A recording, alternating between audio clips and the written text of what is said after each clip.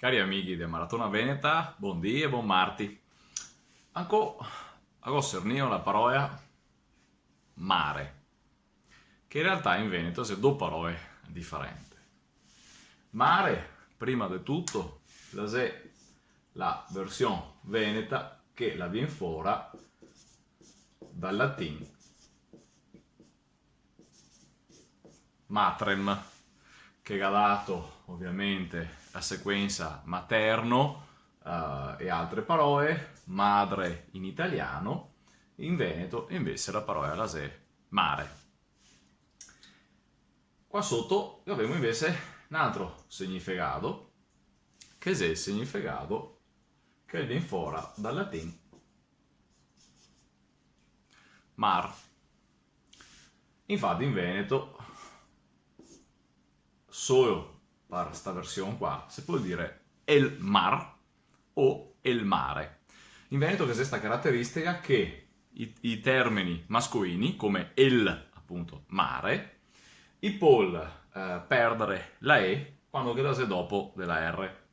E ora in Veneto si può dire el mar o anche el mare.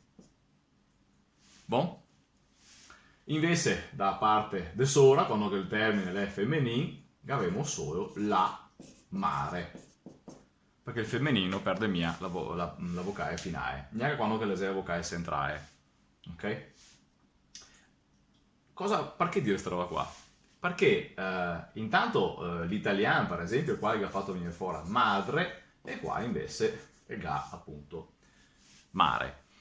E però la roba interessante è che l'italiano stesso può dire il mare, ma il dice dopo il mar Mediterraneo, oppure il mar nero. Dunque anche l'italiano conosce questo fenomeno che si chiama apocope, che succede dopo le sonorante L, N, R in italiano. In tutto il Veneto anche là capita, ma più frequentemente dopo appunto queste tre consonanti qua, L, R, N, ma in Veneto in altre parti capita anche su altre consonanti, ma ne parleremo ancora. Quello che voglio farvi capire è una roba importante.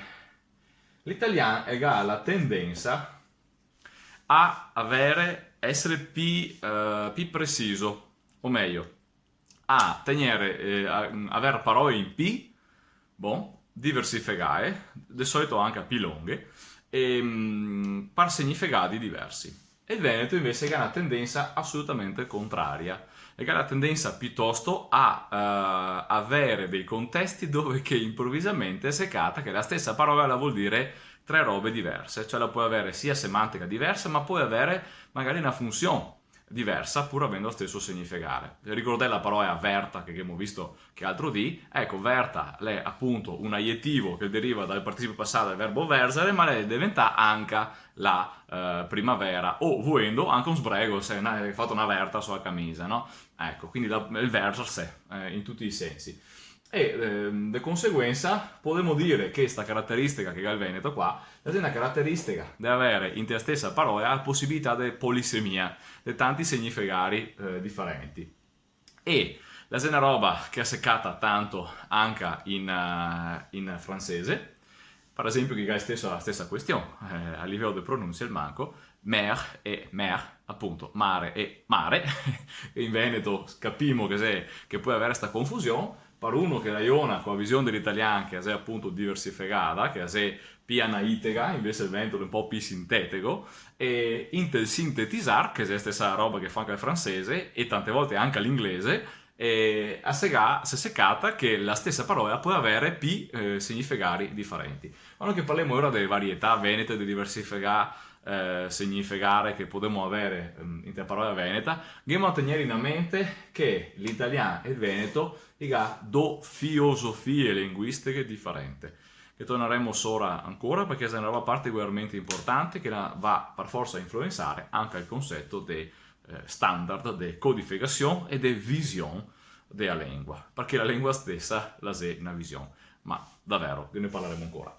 Allora, anche per quello che abbiamo fatto, ancora non mi casca mia la forte. Marti. ne manca ancora 87. Ciao a tutti, se vediamo domani qua, Maratona Veneta del Mercore. Ciao a domani.